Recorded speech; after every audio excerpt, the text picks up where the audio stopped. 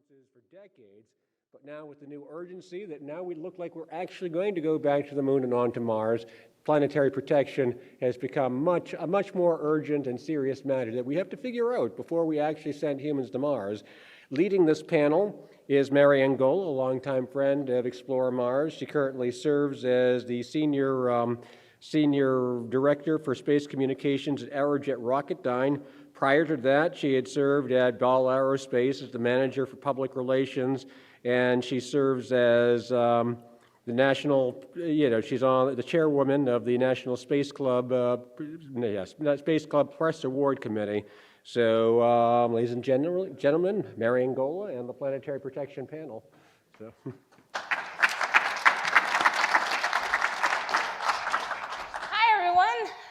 Thank you for the kind introduction, Chris. I guess you've already disappeared from me.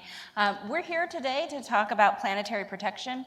I was on the live stream yesterday afternoon, and I noticed there was a comment in the comment section about it all starts with planetary protection. And that person is exactly right. You know, if we want to have human footprints on Mars, we have to be having the conversation about planetary protection. To comply with the Outer Space Treaty, NASA goes to great lengths to sterilize any hardware intended to touch down on the red planet's surface. I know that's certainly the case with Aerojet Rocketdyne's propulsion used to land on Mars. And a reason for this vigilance is that forward contamination can compromise sensor readings to be able to detect life on the red planet. The Mars sample return mission that we've been talking about here highlights the two-way nature of planetary protection. The very notion of backward contamination of Martian microbes unleashed on Earth may seem like the stuff of science fiction and may seem like a remote possibility, but it's a non-negotiable, and so we need to be having these conversations. There are concerns that planetary protection policies are not keeping pace with reality. In a recent op-ed in March of this year, Explore Mars asserted that today's rules to safeguard against forward contamination effectively precludes human exploration of the red planet. Another trend to consider is the private sector's emergence as a major player in this, and all of their policies they need to adhere to for planetary protection. So we're extremely fortunate. We've got two fabulous guests, one from government, one from industry, to talk about this issue. So first up, we have NASA's Planetary Protection Officer, Dr. Nick Benardini. Nick is responsible for overseeing the exploration of the solar system and protecting us all. He's got a tough job over there at NASA. Nick has conducted research as a principal investigator in the field of environmental microbiology, studying extreme environments for the past 13 years, and not content with just exploring the extreme environments professionally. Nick is a self-described extremophile. So he enjoys multi-day backpacking trips in remote areas of the mountains with his family. So I'm not sure I'm set to be a part of Nick's family. I do like some comforts of a hotel. So representing the private sector, we have Mike Gold, Executive Vice President for Civil and External Affairs at Redwire, a multifaceted space technology company that has played important roles in missions to the Sun, Mercury, Venus, and Mars. Mike didn't provide me with a fun fact, but I did some investigative reporting, and it won't come as a surprise to a lot of you that he is a big Star Trek fan. But I didn't hear which epic, so if he's a Shatner, Picard, or Pine guy, so we'll have to see. Shatner, all right, he's the original series. I think I'm next gen. All right, so Nick and Mike, thank you for being here. We decided to mix things up and maybe not do opening statements and PowerPoints. We figured you all get a lot of PowerPoints, and we'd jump straight into the Q&A. So I think first up, it'd be really good just sort of to talk a little bit about, current U.S. planetary protection policies and sort of what are the strengths of the current ones, and maybe where there's room for improvement. Sure. So when we're talking about U.S. planetary protection policies, really there's two things that we have to consider. First is the NASA partnered missions. So those are the policies that we work at NASA that influence our missions and the partners that are on our missions. And then we have a completely separate side, because NASA is not a regulatory agency, where the commercial space side of things is at, and right now the White House has got a national strategy of planetary protection to address kind of that regulatory infrastructure and policy gap from the commercial side of things for planetary protection.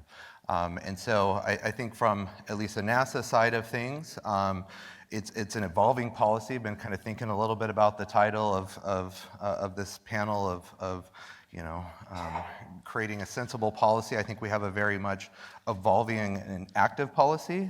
We just got a chance to update our policies, our procedural requirement, our standard. We have our handbook on the way for working on NASA missions. This has been decades in the work, so we now have updated policy documents, and then from the crew side of things, it's very active as well, in the sense that we're working towards establishing knowledge gaps that we have in policy and technology. We've been doing that since 2015, so we're actually getting ready to include some of that as we look to update our NASA interim directive that we have that provide us some foundational guidelines right now that we have for Mars. So. Mike, anything you want to add there? Otherwise, I'm going to ask you another question. Yeah, I think we've come a really long way in terms of where we were even just 3 years ago with planetary protection policy due to the terrific work of Nick and his colleagues. We all owe Nick that he's responsible for protecting the universe and all life on Earth, so no pressure, that far. Nick, relative to your planetary protection responsibilities. I think that the challenge with planetary protection is the baseline was always robotics. That we hadn't, and this is not anything that was malicious or intentional, it's simply what activities were reflecting. So robotics, not a lot of attention on human spaceflight, and certainly until this second golden age of space, not a lot of attention on the private sector. And when I was at NASA, my former boss, Jim Bridenstine, had some pretty grave concerns, particularly relative to Mars, that do we have the structures and policies that can support human exploration of Mars? And because the rules had been written for robotics, we might have had to irradiate, the astronauts to death. And those astronauts, they're such prima donnas, how they hate being irradiated and having all of their microbiome removed, et cetera. So it was a terrific partnership with the former Associate Administrator of the Science Mission Directorate, Tom Sirbuckin, who, just a wonderful person who had head both for government and for private sector and commercial activities, and with the help of everyone at NASA and even beyond, developing common sense interim directives as well as policy directives for the moon, because we never want to forget about the moon on the path to Mars. And certainly for Mars. Mars was particularly challenging because, again, we hadn't done a lot of work on human spaceflight there, and we developed a NASA interim directive that at least created a path for figuring out how we would deal with Mars. So again, NASA has done tremendous work, and Nick, among them, in terms of getting us to where we need to be from a policy perspective. Now perhaps more of the challenges is in the international front with the COSPAR and what the rest of the world is doing, because planetary protection is ultimately a global issue. No one country can effectively protect the planet. So, the Outer Space Treaty, effectively everybody signs that to have planetary protection, but are you familiar, with other planetary protections of other nations that, maybe there are some weaknesses or concerns that we should be concerned about there? So I think internationally, as Mike was mentioning, there's the Committee of Space Research panel on planetary protection, which is responsible for managing and overseeing the activities on an international level for planetary protection and providing international consensus standards for planetary protection to ensure we can enable safe exploration from a forward planetary protection, and then obviously safeguarding from a back planetary protection standpoint for public health and Earth's biosphere. And so a lot of that work, we actively participate in. Thankfully, we got a mic on as a representative from commercial, from the panel. So now we can increase our think power for that group to work towards policy considerations and policy potential changes. We're working heavily to restructure that policy right now. We had a proposal put in December for NASA and ESA to go forward and provide an additional structure to that policy. So that's what we're working on right now. And then that will allow kind of the basis for the foundation of policy changes as we get new science on board, as we're able to close those knowledge gaps to understand crude a little bit more. But definitely, NASA's changed its policy, but for example, our two key partners, JAXA as well as ESA, have also updated their planetary protection policies very recent as well. So we have that kind of breadth of knowledge, at least from an agency perspective, of what it took to change our policies and those lessons learned that we're now working together on that international stage to be able to move that COSPAR policy forward. Mike, do you have any concerns internationally? Yeah, so as Nick's describing, wonderful partnerships with JAXA, with ESA, United Arab Emirates, and just since we're at the Mars Summit, I can't emphasize enough how spectacular and wonderful the Emirati HOPE mission was. I think for a region that so many of us think of conflict and strife with the Middle East, to see that aptly named probe, first Arab probe, go out to Mars, and for the incredible success that probe has, the incredible success that Mohammed Rashid Space Center and UAE has had in a Mars mission, which is extraordinarily difficult, is so wonderful for the region and for the world. So you've got a number of actors who take planetary protection very seriously, and NASA's been working well with them. However, my concerns relate to China and Russia, who participate in a robust fashion at COSPAR, but my understanding is their actual follow-through of the regulations are wanting. So I fear that those countries are largely paying lip service, the old joke in the planetary protection community, because God knows we have old jokes in the planetary protection community, is that when we discover alien life, it's going to be Russian, because the Russians are not following planetary protection. And China, I don't know, there's differing opinions. Like, we think that they're following planetary protection, and in some just hallway conversations, they'll indicate that they are, but unlike the United States or UAE or ESA or Japan, they don't follow the rules to have a public presentation at the United Nations or other appropriate international forum to brief on how they are abiding by planetary protection. So again, planetary protection is a global issue, and if China or Russia violates it, we can all pay the price. So I'm hoping that at COSPAR, the COSPAR can be, maybe aggressive is the wrong word, but more transparent. Yeah, that if there are countries that are not following the rules, we need to be open and transparent and public about that. Going back to the Artemis Accords, which is also a Star Trek reference from the Kittimer Accords, the theme, the spine is transparency of the Accords. And that is something I think that we could very much benefit from relative to planetary protection when it involves Russia and China. And I think COSPAR really is that forum where at least the Committee of Planetary Panel on Planetary Protection is really a place where that transparency can take place. And so there's reporting that's highly encouraged. We report out on a regular basis. Our other agencies report out. Commercial space reports out, and their either research and tech dev efforts or their mission efforts. And so at least that's a forum that's an opportunity for that type of transparency of what those activities and missions are. So I do want to go back to the op-ed that Explore Mars wrote earlier this year. Do you all think, though, just because you mentioned, that the robotic exploration is different than human exploration, and we've been adhering to those robotic sterilization standards, are we precluded from human missions to the Red Planet, as the op-ed asserted? No, I don't think under the current regulations. So with our, what's called, and we'll try and get rid of all our acronyms here, NASA Interim Directive, which is a NASA policy, but it's a temporary one used annually. And again, well, I think that there was a time when that argument certainly could have been made prior to the NID, hence the need for the NID. And what the NID said was that we will enable human exploration of Mars.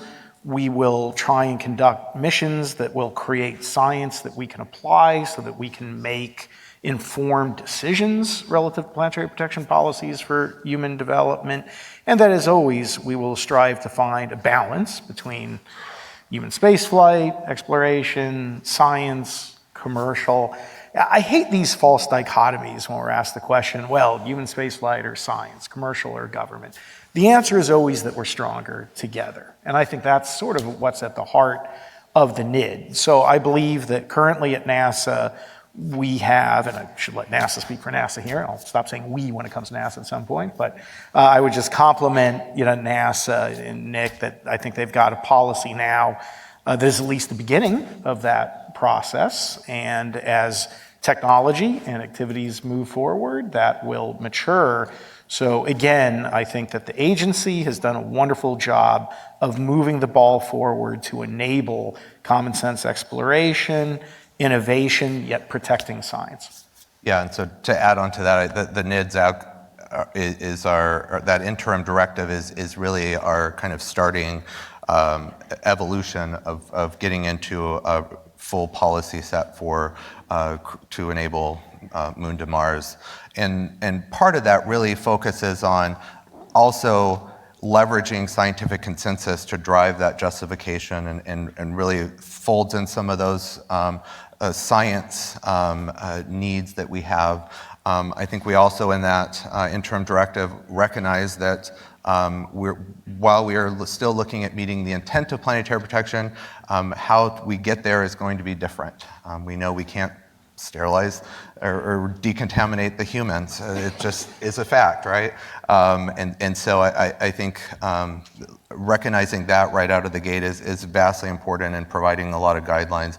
And the other two things really are that there is going to be communication. There's no perfect environmental control system that, once we land humans on Mars, there will be some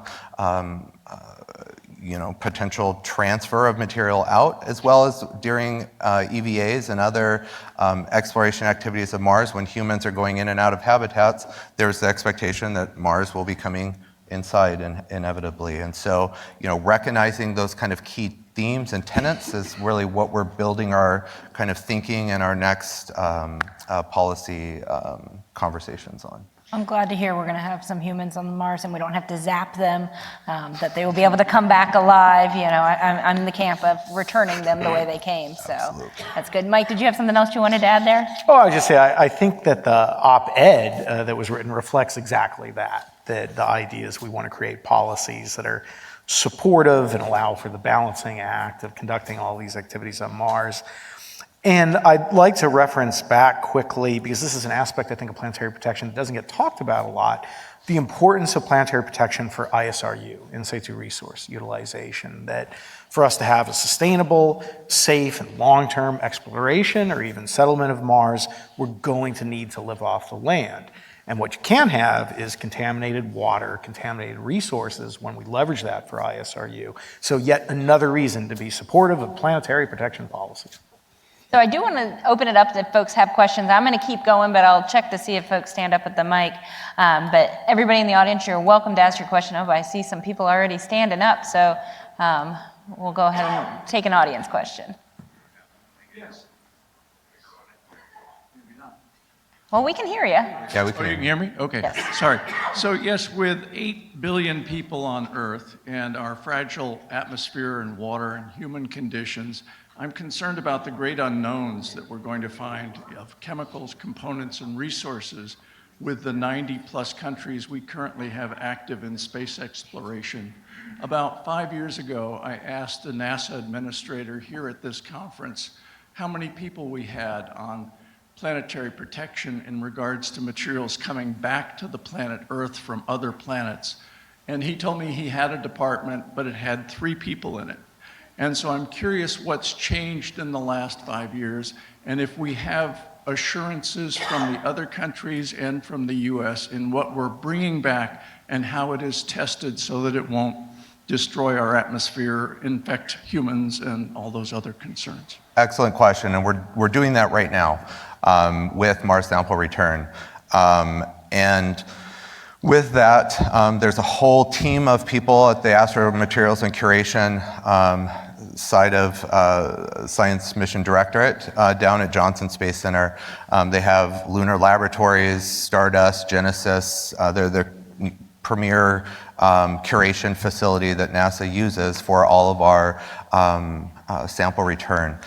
So right now they're looking at what's necessary to build up a safe facility to meet back planetary protection safety concerns when we get those samples back on Earth.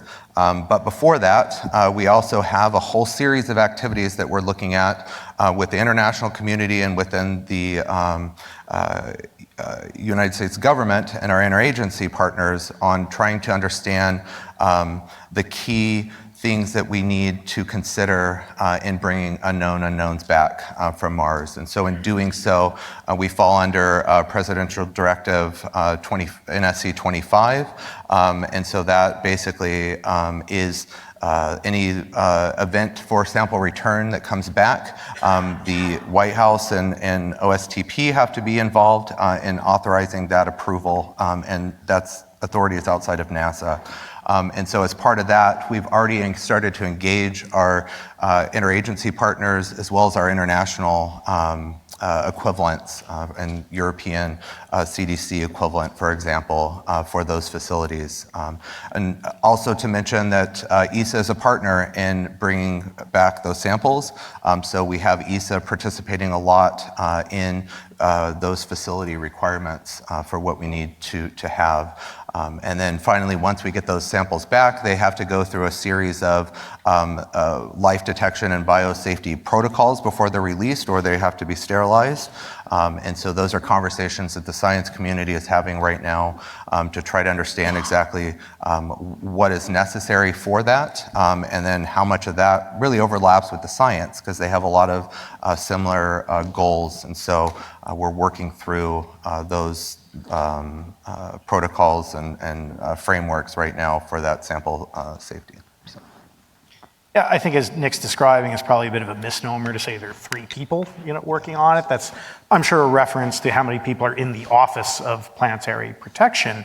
But as Nick describing, that's just the policy leadership, that there are hundreds of scientists that work to conduct, exactly. I'm a recovering attorney, so I'm an embarrassment as opposed to real scientists, who work, a ton, like a lot of time and effort to protect us, to make sure that the good science is being done to keep us all safe. So again, I don't lose any sleep over what's happening at NASA. I think the White House has done a great job of taking it seriously. This and other policy issues, Esne over at OSTP, Bahavi Lal, who's leading the new Office of Technology and Policy, they're all doing a great job on the topic.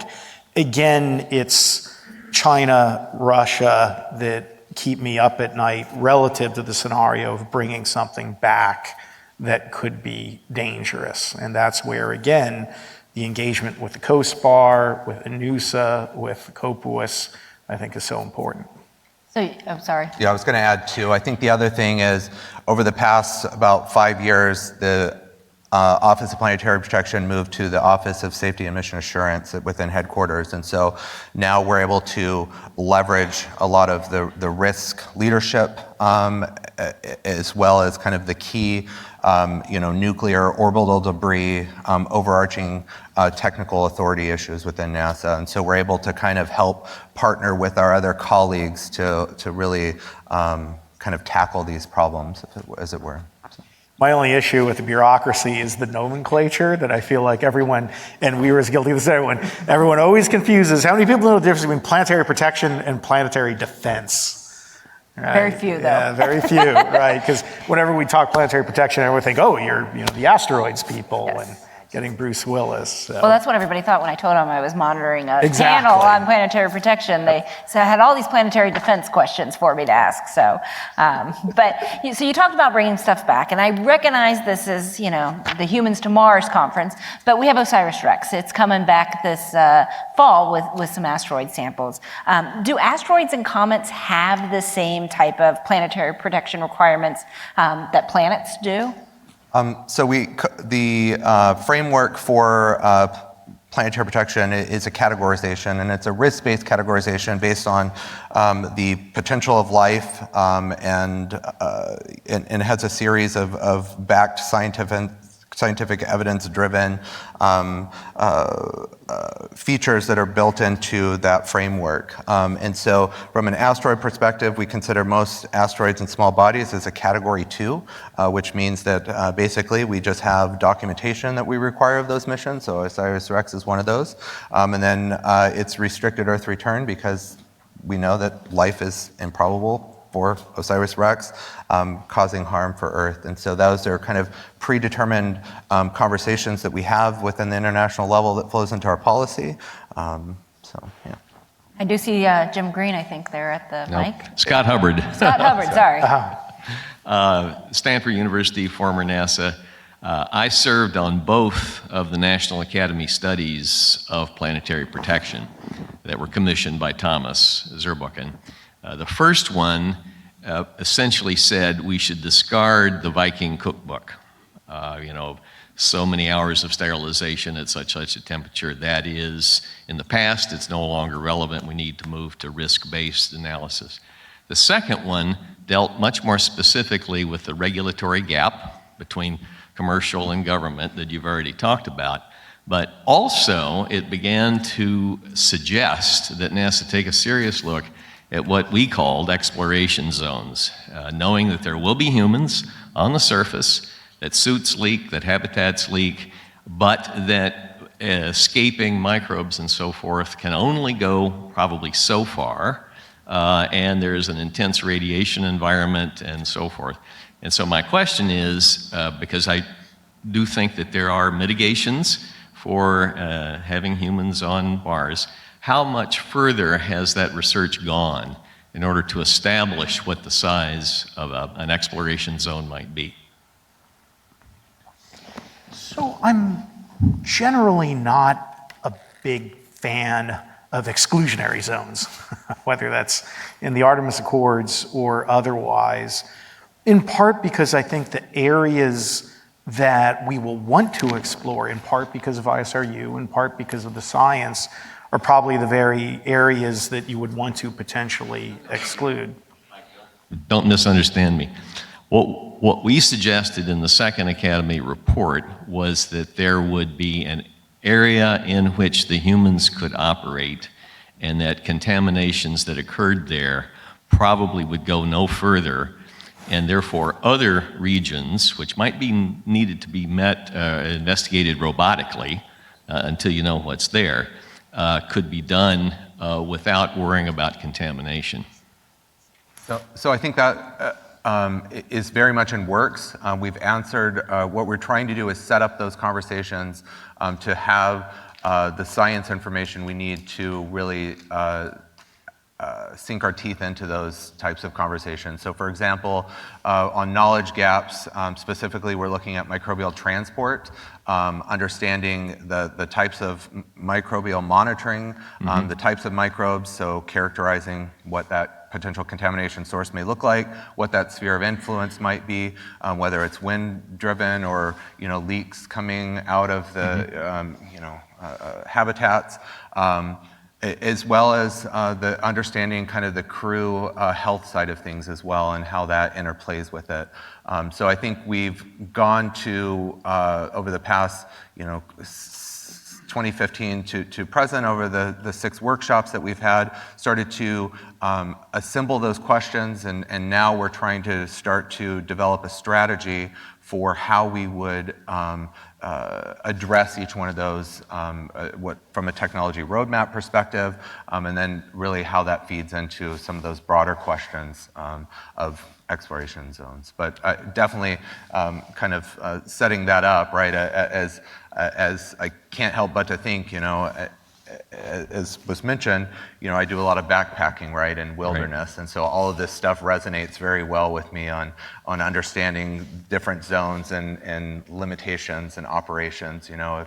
For example, if you're going to visit a national park, most of the people are going to be able to drive to the overlook and picnic zone, but if you want to go into the wilderness where it's more sensitive, not as characterized, you have to have, limits of permits and operational constraints against you. So those are all kind of considerations, perhaps, that may be modeled. So. Great, thank you. Would you say the DC environment is the most extreme policy environment you've been in, Nick? No comment. And I do just want to add on to that, what you raised, Scott, is one of the existential questions in terms of what kind of science are we going to need, and then beyond that, what kind of science are we going to require, both for government activities, but particularly for private sector. And for industry, I think one of the hidden or not so hidden concerns with NASA policy is the NASA policy may or constructively will become the policy for the private sector.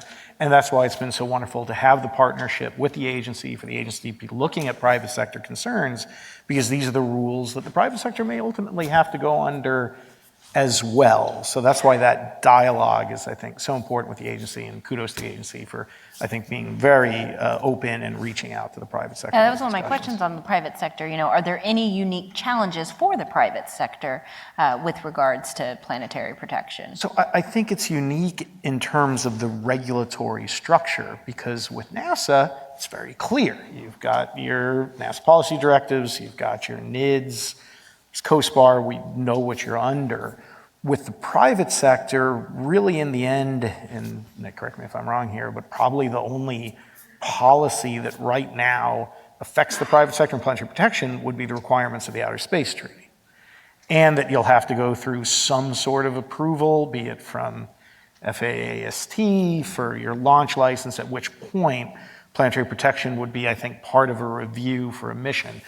Now, everyone take a sip of coffee if we're going to talk about Article 6 of the Outer Space Treaty, but Article 6 of the Outer Space Treaty requires the authorization and continuing supervision of private sector activities by their governments. And we're still working to create a detailed process for that within the US government, which would then probably be responsible for adopting planetary protection policies for commercial missions. Yeah, so I just to add on to that, I think you're absolutely right. The FAA is our current vehicle right now within the US government for launch license approval. And one of the voluntary payload review items is planetary protection. So we do see, as consult to the FAA, we do see at NASA those missions come through and looking for kind of our technical consult throughout that process for their decision-making process over at FAA. So. Another question from the audience. Gary Fisher, Explore Mars Board of Directors. Have there been any experiments done to see if the kinds of life forms that might be emitted from spacesuits or habitats can actually survive on the surface of Mars? In other words, is contamination really a possibility? Or if you had a Mars environment here on Earth, as close as you could get, and emitted, different, or encased in that environment various Earth life forms, can you get any of them to survive? Has anyone checked that? Yeah, so excellent question. I think that there's two parts to that. It's life as we know it on Earth and kind of the extreme environments of life on Earth. And so we are doing a lot of test research, actually right now for the Mars Sample Return Mission, we have a whole UV study going on with University of Florida, for example, looking at harsh UV environments and what it takes to kill off or inactivate hardy organisms that we've found on Earth or from our clean rooms. So there's a lot of studies that are ongoing looking at kind of that extremophile life. But given our understanding of spores, given our understanding of shielding of UV, it's very plausible that you could have microbial life present given the conditions, at least in a dormant state. So that's kind of the first part of it. The second part is the whole suit side of things. We actually we've worked with our science mission director folks and now getting ready to work on the ESD and Space Ops mission director inside the house for a tech demo on some sampling devices to understand what the venting and what microbes, if any, do we get from all those suit ports. So we have a whole swab, it's called an EVA swab, that we're actually getting ready to fly to the ISS to start those studies, to start understanding that soon. So we're able to we're able to start addressing those knowledge gaps as we can, and that's been our kind of strategy in pairing all of this together. So just as some examples. One more question over here. So we had a lot of discussion yesterday on debris or trash in low Earth orbit. So from a planetary protection perspective, one of the things that I feel doesn't get addressed a lot is our impact on the Martian environment or the moon environment in terms of the trash that we're bringing to the surface. And I was just wondering, from the Apollo era, we have already a ton of trash on the surface of the moon. What planetary protection provisions are being put in place to either have a plan in place to help mitigate that or lessen it or try to be a little bit more conscientious of our footprint? So again, going back to some of the conversations yesterday, one of the key tenets of the Artemis Accords is to have a debris passivation plan. So the United States, all the international partners are committing to addressing that issue and hopefully having more fulsome and practical solutions than we have here on Earth, where debris has become a problem. So we're going to do better in space, on Mars in particular, than we have on Earth. Beyond that, as you hear, Nick and everyone at NASA are working hard to answer the kinds of questions that Scott was asking. I mean, ultimately part of the answer is we don't know yet, right, relative to a lot of what's going to happen biologically or not, which is why the research has to be done, and then the agency is implementing it via NASA policy and interim directives.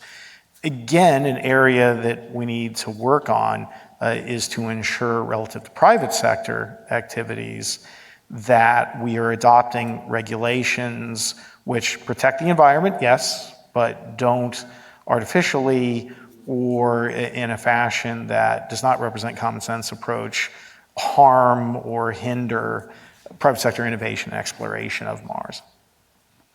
Yeah, so I think the other part of it is there's a sustainability piece and then there's a planetary protection piece. So it's definitely, we're working that policy in the middle of that Venn diagram because it could be very much two different kind of domains, as it were. So going back to the science missions, the Genesis mission that was collecting solar wind samples, I guess about 20 years ago, it ended up crashing into the Utah desert. Did we learn some things from that should be applied for sort of that backwards contamination? Yeah, so I think we learned a ton. I think the two areas we learned was the importance of mitigation and planning. For contingencies. So there was an actual mitigation plan, I believe it was called Shards in the Desert or something to this tune, of what would happen if this vehicle were to crash in the Utah desert. So basically, after everybody's jaw was picked up off the floor of what happened, it was very easy and seamless because everybody knew what was going on to just pick up that playbook and go. And so that was part of one of the key things that we were able to do from a NASA perspective to still meet all of our science objectives because we had those plans in place. I think the other thing that was important is we got a lot of high ultra-pure other cleaning technologies that came out of that that we can now apply to, and that are being applied to OREX, for example, and bringing those samples back and cleaning and working on prepping those curation facilities right now. So there's a lot of lessons learned and feed forward that we can really take it.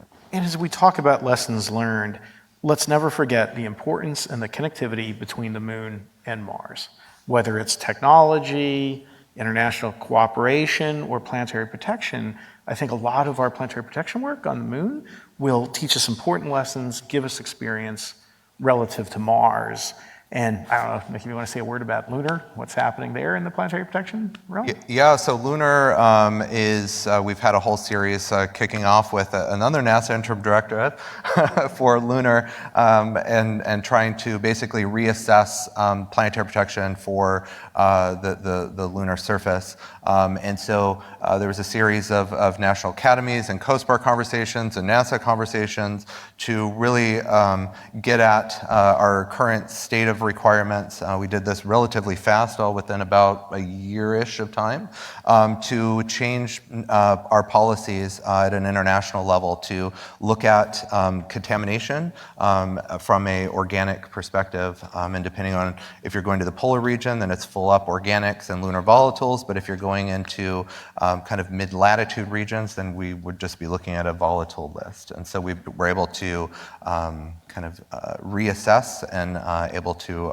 refresh our policies there. Since you brought up the moon, this is kind of my fun question, but the first sample return mission, extraterrestrial sample return mission, was Apollo 11. And so, the NASA astronauts scooped up some moon rocks and they brought them back. And so I'm assuming there were planetary protection measures we took back then. So I'm just curious, would those measures pass the muster today? Or maybe, we should be learning some new things since then. Lots of lessons learned from Apollo. Certainly, there was a lot of positive things as well. So one of the key lessons learned was kind of all that interagency expertise and understanding, and really developing that regulatory and authorization from a U.S. government perspective, leading up to PDNSC 25, which we're now working today to in relationship to White House and building that authority to bring samples back.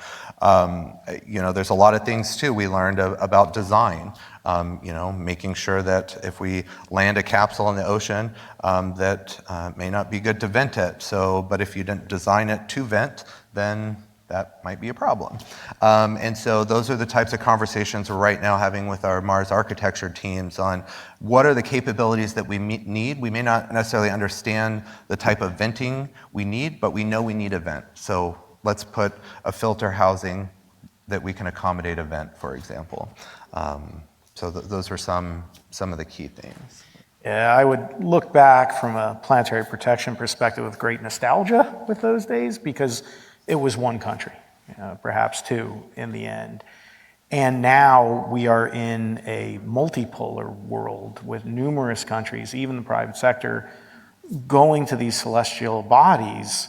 And again, planetary protection is a global sport. We are either going to all succeed together or all fail together. And my fear is bad actors in China and Russia that may not abide by the international norms behavior, and we need to leverage more transparency, more soft power pressure to protect the entire planet.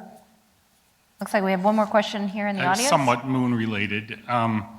The Earth has been hit by large asteroids in the past, such as the one that wiped out the dinosaurs. Do you expect this to have left on the moon Earth meteorites that would contain biosignatures? And if they're on the moon, would you expect to find them on Mars as well? I mean, there's certainly a chance that life on Earth began with shards of Mars that might have landed. So I don't know, I think there's a variety of possibilities. Possibility. Yeah.